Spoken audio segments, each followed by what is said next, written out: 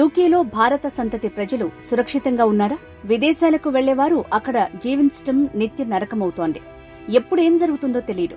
ఎవరెలాంటి దారుణాలకు పాల్పడతారో అర్థం కాదు. బ్రిటన్లో భారతీయ మూలాలున్న మహిళలపై జాత్యహంకార ప్రేరేపిత లైంగిక దాడులు స్థానికంగా తీవ్ర కలకలం సృష్టిస్తున్నాయి. యూకేలో జరిగిన తాజా ఘటన ఇప్పుడు వేలాది మంది ప్రవాసుల గుండెల్లో గుబులు రేపుతోంది. గత కొన్ని నెలలుగా జాతి వివక్షతో కూడిన దాడులు పెరుగుతున్న తరుణంలో వెస్ట్ మిడ్లాండ్స్ లో చోటు చేసుకున్న దారుణం యావత్ ప్రపంచాన్ని కలిచివేసింది. 20 ఏళ్ల భారతీయ యువతి తన జాతి అహంకారంగానే ఒక శ్వేతజాతీయుడి చేతిలో లైంగిక దాడికి గురైందన్న వార్తతో ఇప్పుడు యావత్ భారతదేశం ఆందోళన వ్యక్తం చేస్తోంది. 2022-24 భారత మూలాలున్న వ్యక్తి రిషి సునాక్ బ్రిటన్ ప్రధాని అవడంతో భారతదేశమంతా సంబరాలు చేసుకుంది. ఒకవైపు భారత్ యూకే మధ్య స్నేహ సంబంధాలు బలంగా ఉన్నాయని చెప్తున్నప్పటికీ మరోవైపు శ్వేతజాతీయులు విదేశీ మూలాలున్న మహిళలను లక్ష్యంగా చేసుకుని దాడులకు పాల్పడటం తీవ్ర ఆందోళన కలిగిస్తోంది. ఇది కేవలం ఒక నేరపూరిత చర్య మాత్రమే కాదు.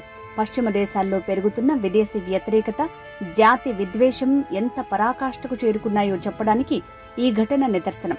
గతంలో సిక్కు యువతిపై జరిగిన దాడి మరవకముందే మరోసారి ఇలాంటి అఘాయిత్యం జరగటం యూకే ప్రభుత్వం, అక్కడి పోలీసు వ్యవస్థ యొక్క వైఫల్యాన్ని ఎత్తి చూపుతోంది. ఈ దారుణాలపై స్థానిక భారతీయ సమాజం ఆగ్రహం వ్యక్తం చేస్తోంది. ఉత్తర ఇంగ్లాండ్లోని వాల్సాల్ పట్టణంలో గల పార్క్ హాల్ ప్రాంతంలో ఈ అమానుష ఘటన చోటు చేసుకుంది. ఈ దాడి అక్టోబర్ 25, 2025 సాయంత్రం జరగ్గా ఆలస్యంగా వెలుగులోకి వచ్చింది. నిందితుడు ఆమె ఇంట్లోకి బలవంతంగా చొరబడి ఈ దారుణానికి ఒడిగట్టాడని, ఆమె శ్వేతజాతి యువతి కాదు అనే కారణంగానే ఈ దాడి జరిగిందని స్థానిక పోలీసులు తెలిపారు. దాడి తర్వాత తీవ్ర మనస్తాపానికి గురైన ఆ యువతి వీధి మధ్యలో భయంతో కూర్చుని ఉండగా స్థానికులు గుర్తించి పోలీసులకు సమాచారం అందించడంతో ఈ సంఘటన వెలుగులోకి వచ్చింది.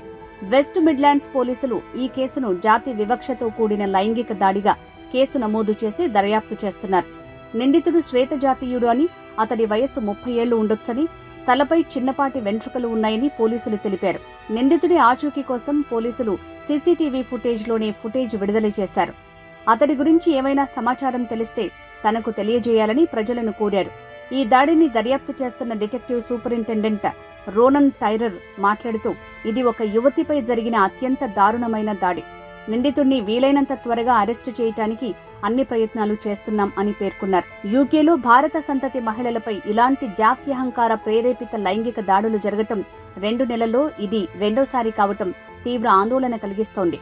గత నెల సెప్టెంబర్లో సమీపంలోని ఓల్డ్ బరీ ప్రాంతంలో 20 ఏళ్ల బ్రిటిష్ సిక్కు మహిళపై 2 దుండగులు అత్యాచారం చేసి మీ దేశానికి వెళ్లిపోండి అంటూ జాతి వివక్ష వ్యాఖ్యలతో దాడి చేశారు. ఈ కేసులో పోలీసులు నిందితులను అదుపులోకి తీసుకుని తర్వాత బెయిల్పై విడుదల చేశారు.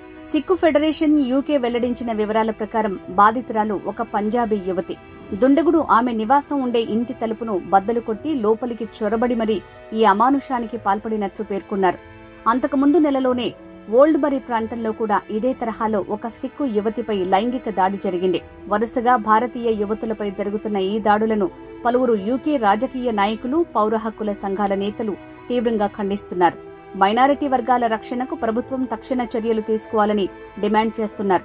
ఈ దారుణ ఘటనల నేపథ్యంలో వాల్సాల్ ప్రాంతంలో భయాందోళనలు నెలకొనడంతో పోలీసులు గస్తీని పెంచారు. ఈ దాడులు జాతి వివక్ష, మహిళా వ్యతిరేకత రెండింటి కలయికగా ఉన్నాయని స్థానిక కమ్యూనిటీ గ్రూపులు, రాజకీయ నాయకులు తీవ్రంగా ఖండించారు.